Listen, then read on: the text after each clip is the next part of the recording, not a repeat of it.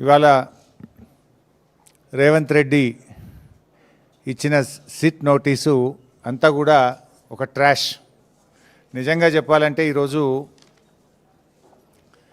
ఉత్త సొల్లు, ఎటువంటి నిరాధారమైనటువంటి ఆరోపణలు, ఆధారం లేనటువంటి మాటలు, అడిగిందే అడుగుడు, సొల్లు పురాణం తప్ప ఏమీ లేదు. ఒక్క ఆధారం కూడా చూపలేదు. ఓ గంట అడుగుడు, గంట అడగంగానే పైకి వెళ్ళి ఫోన్లు వస్తాయి, బయటకు పోవుడు, గంట మాట్లాడుకొని మళ్ళీ వచ్చుడు, మళ్ళీ ఒక అర్ధగంటను గంట అడగంగానే మళ్ళీ సైకిల్ వస్తాయి, బయటకు వెళ్ళి ఫోన్ అనగానే మళ్ళీ బయటకు పోవుడు. మరి ఆ ఫోన్లు రేవంత్ రెడ్డి చేస్తుండా, సిపి సజ్జనార్ చేస్తుండా నాకు తెలియదు, కానీ ఫోన్లు వచ్చుడు, బయటకు పోయి మాట్లాడు. బయటకు పోయి ముగ్గురు పోతారు, ఇక ముగ్గురు అధికారులు కలిసి అడుగుతూ ఉండ్రి. ముగ్గురు బయటకు పోవుడు, గంట మాట్లాడుకొని వచ్చుడు, గంట అడుగుడు, అడిగిందే అడుగుడు తప్ప అందులో ఏమీ లేదు.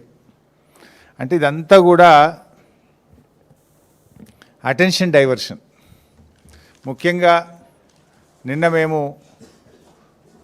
ఈ సైట్ విజిట్ సర్టిఫికెట్ పేరిట జరిగిన కుంభకోణాన్ని బట్టబయలు చేశాం. సైట్ విజిట్ సర్టిఫికెట్లో మొదటి లబ్ధిదారుడు ముఖ్యమంత్రి బావమరిది. రేవంత్ రెడ్డి బావమరిది భాగోతాన్ని పొద్దుగాల బయట పెడితే సాయంత్రానికి నోటీసు పంపిండు నాకు. అంటే ఇదంతా డైవర్షన్ పాలిటిక్స్. మేమేమడిగినాము? సిట్టింగ్ జడ్జితో విచారణ జరపండి అన్నాం. రేవంత్ రెడ్డి నీకు ధైర్యం ఉంటే, నిజాయితీపరుడు అయితే, నువ్వు తప్పు చేయకపోతే తక్షణమే సుప్రీంకోర్టు, హైకోర్టు సిట్టింగ్ జడ్జితో విచారణకు ఆదేశించు. ఈ బొగ్గు కుంభకోణాల్లో జరిగిన అవినీతిని మొత్తం బట్టబయలు చేద్దాం.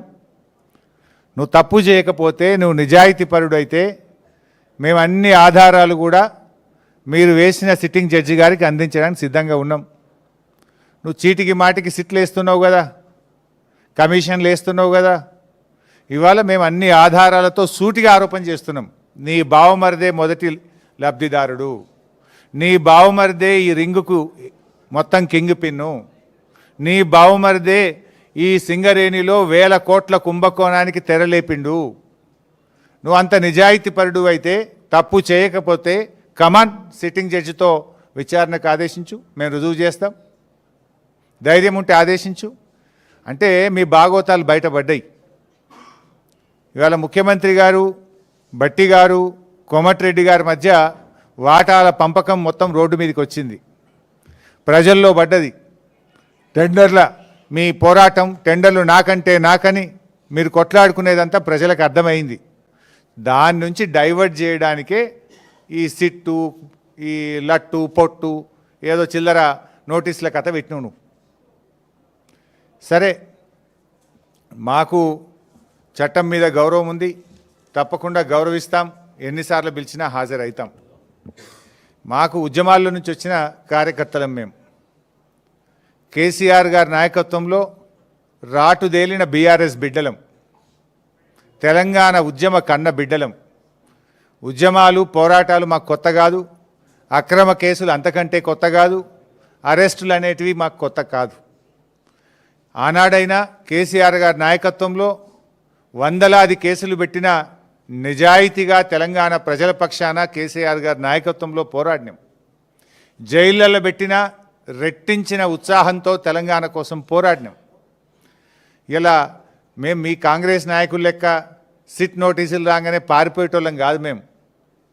మీరు పిలిస్తే వచ్చినాం, బాజాప్తా వస్తాం. మీరు ఎన్ని ప్రశ్నలు అడిగినా సమాధానాలు చెప్తాం. ఈ అక్రమ కేసులు, ఎందుకంటే ఇవన్నీ ఇట్లాంటి అక్రమ కేసులు ఆనాడు సమైక్య రాష్ట్రంలో సమైక్యవాదులు మా మీద అనేక అక్రమ కేసులు పెట్టినారు. ఇన్ఫ్యాక్ట్ మీరిచ్చిన నోటీసులు మాకు దక్కిన గౌరవంగా భావిస్తాం. ఎందుకు ఈ మాట అంటున్నా అంటే, పొద్దుగాల నీ బామ్మర్ది భాగవతం బయట పెడితే సాయంత్రం నోటీస్ ఇచ్చినావు. ఇది రాష్ట్ర ప్రజలందరికీ అర్థమైపోయింది కదా. అంటే నువ్వు నీ భాగవతాన్ని బయటపడకుండా, ప్రజల్లో పడకుండా అటెన్షన్ డైవర్షన్ కోసం నువ్వు నోటీస్ ఇచ్చినావు. ఈ మాత్రం రాష్ట్ర ప్రజలకు అర్థం కాదా? రాష్ట్ర ప్రజలు అన్ని విషయాలు గమనిస్తూ ఉన్నారు. ఇన్ఫ్యాక్ట్ నువ్వు ఒక ప్రైవేట్ కంప్లైంట్లో కోట్ల రూపాయల డబ్బు ఖర్చు పెట్టి, సుప్రీంకోర్టు న్యాయవాదులను పెట్టి నన్ను అక్రమ కేసులో ఇరికించాలని ప్రయత్నం చేసినావు. హైకోర్టు కొట్టేసింది. నువ్వు సుప్రీంకోర్టుకు కూడా పోయినావు, సుప్రీంకోర్టు కూడా కొట్టేసింది. న్యాయం గెలిచింది, ధర్మం నిలిచింది. అయినా నువ్వు మళ్ళా ఇంకో కేసులు ఇరికిద్దాము అని మళ్ళొక సిట్టు పెట్టినావు. ఇప్పటికీ నువ్వు 6 గ్యారంటీలు ఎగబెట్టినావు. నువ్వు యనుమల రేవంత్ రెడ్డి కాదు, ఎగవేతల రేవంత్ రెడ్డి అంటే మానకొండూరు పోలీస్ స్టేషన్లో కేసు పెట్టినావు. రైతు రుణమాఫీ చేయలేదు, దేవుని మీద ప్రమాణం చేసి రైతుల్ని దేవుణ్ణి మోసం చేసినావు రేవంత్ రెడ్డి అంటే యాదగిరిగుట్టల కేసు పెట్టినావు. వరద బాధితుల్ని పరామర్శించడానికి పోతే ఖమ్మంలో రాళ్ల దాడి చేపించి ఖమ్మంలో కేసు పెట్టినావు.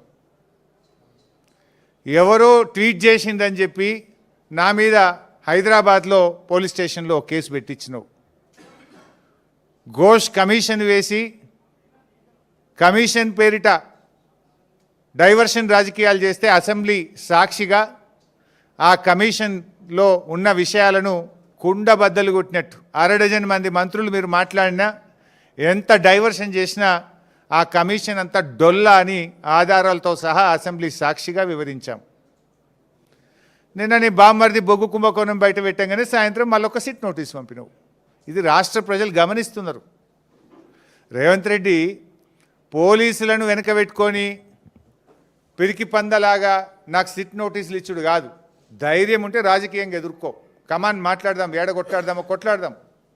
నీకు ధైర్యం ఉంటే 6 గ్యారెంటీల మీద మాట్లాడదాం, రైతు రుణమాఫీ మీద మాట్లాడదాం, బొగ్గు కుంభకోణం మీద మాట్లాడదాం, ఇండస్ట్రీస్ కుంభకోణం మీద మాట్లాడదాం, భూముల కుంభకోణం మీద మాట్లాడదాం, పవర్ కుంభకోణం మీద మాట్లాడదాం, ఏ కుంభకోణం మీద మాట్లాడదాం. నీ ప్రభుత్వం కుంభకోణాలకు నిలయంగా మారింది.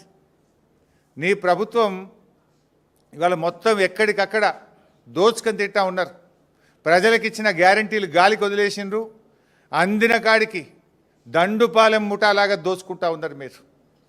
మీ దోపిడికి మేము అడ్డు వస్తున్నామని, నీ దోపిడిని కేటీఆర్ గారు, మా బీఆర్ఎస్ నాయకులు ఎక్కడికక్కడ ప్రశ్నిస్తున్నారని నువ్వు చిల్లర రాజకీయాలకు పాల్పడతా ఉన్నావు.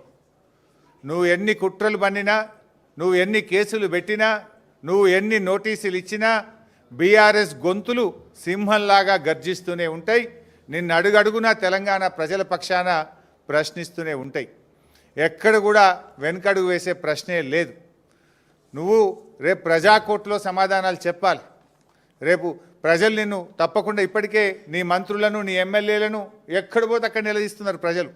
పోలీసులను అడ్డం పెట్టుకొని పారిపోతున్నారు నీ మంత్రులు, నీ ఎమ్మెల్యేలను ప్రజలు నిలదీస్తూ ఉన్నారు. రోడ్డు కడ్డం, కారు కడ్డం నిలబడి పట్టుకొని అడుగుతూ ఉంటే పోలీసులను పెట్టుకొని పారిపోతూ ఉన్నారు. రేపు ప్రజలు తిరగబడే రోజులు కూడా దగ్గరలో ఉన్నాయి.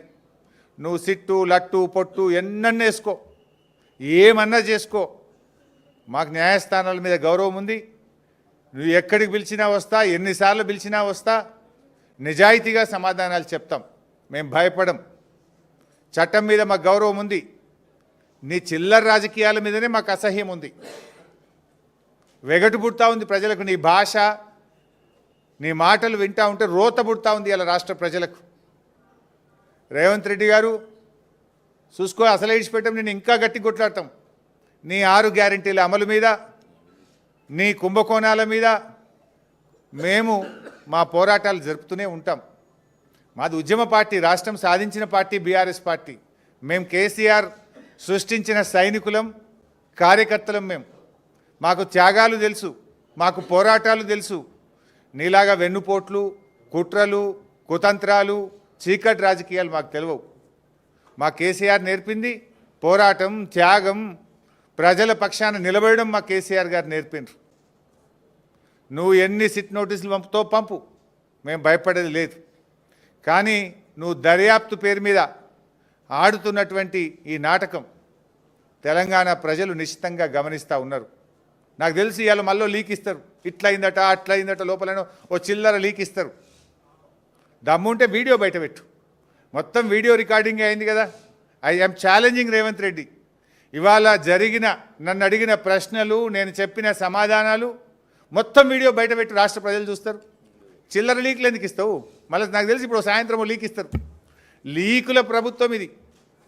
లీకుల ప్రభుత్వం, స్కామ్ల ప్రభుత్వం. లీకుల మీదనే ప్రభుత్వాన్ని నడుపుతున్నాడు రేవంత్ రెడ్డి. ఎంతకాలం నడుపుతావు లీకులను? ఈ లీకులు, ఈ చిల్లర రాజకీయాలు, ఈ బురద రాజకీయాలు నడవయి. ప్రజలకు డెలివరీ కావాలి, ప్రజలకు ఇచ్చిన మాట నిలబెట్టుకోవాలి. అరే నాట్లు పడుతున్నాయి, ఇదివరకు రైతు బంధు ఇయ్యలే, రైతు బంధు ఎప్పుడు ఇస్తావో చెప్పు. నాట్లకు కేసీఆర్ పైసలు ఇస్తే నువ్వు ఓట్లకు పైసలు ఇస్తున్నావు. ఓ పంటకు ఇస్తున్నావు, ఓ పంటకు ఎగబెడుతున్నావు. ఓ పంటకు బోనస్ ఎగ్గొట్టినావు, 2 పంటలకు రైతు బంధు ఎగ్గొట్టినావు, సగం మందికి రుణమాఫీ ఎగ్గొట్టినావు, పంటల బీమా ఉత్తదే చేసినావు. అంతా 2 లక్షల ఉద్యోగాలు ఉత్తదే అయిపోయింది. మహాలక్ష్మి 2500 పత్తా లేదు. 4000 పింఛను ఇవాళ ముసలోళ్ళు కళ్ళల్లో వత్తులు వేసుకొని అవ్వాతాతలు ఎదురు చూస్తున్నారు. వాటి గురించి మాట్లాడు.